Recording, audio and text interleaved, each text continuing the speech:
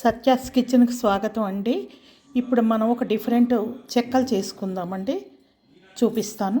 ఇది బియ్యం పిండి అండి. 1/2 కేజీకి కొంచెం ఎక్కువ ఉంటుందండి. నువ్వులు ఇవి వేస్తున్నామండి.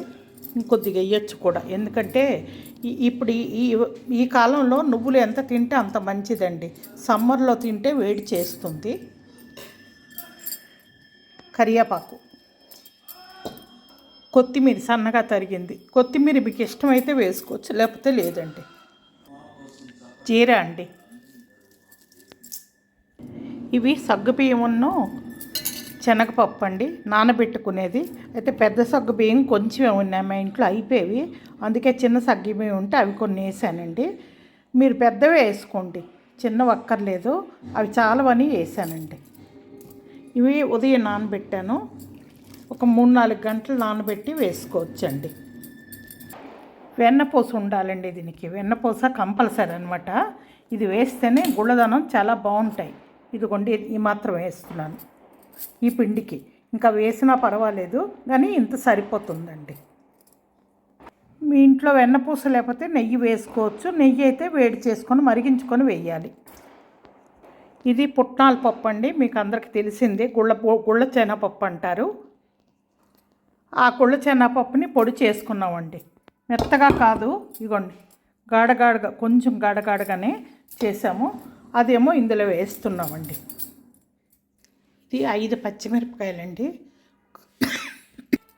చాలా కారంగా ఉన్నాయండి, అందుకే తక్కువ వేసాను.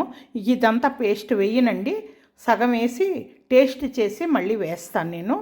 ఉప్పును పచ్చిమిరపకాయలు వేసి మిక్సీ చేసింది.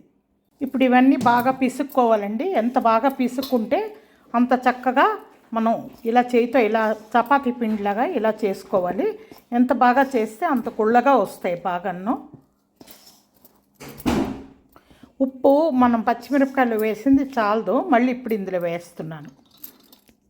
ఇది వేస్తున్నానండి. వేసి కొంచెం బాగా దీన్ని ఇలా చేసేసి వాటర్ వేసి కలుపుకోవాలి. ఈ వేడి వాటర్ కాదండి, మామూలు నార్మల్ వాటరే.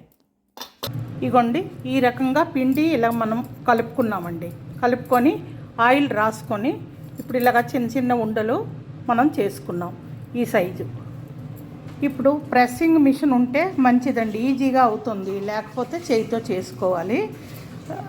ఇప్పుడు ఈ ముచ్చంతా కడుక్కొని చక్కగాను నీట్గా తుడిచేసి ఆయిల్ రాశానండి. ఇక్కడ ఆయిల్ రాశాను.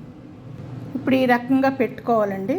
పెట్టుకొని దీన్ని వేసేసి ప్రెస్ చేయాలండి.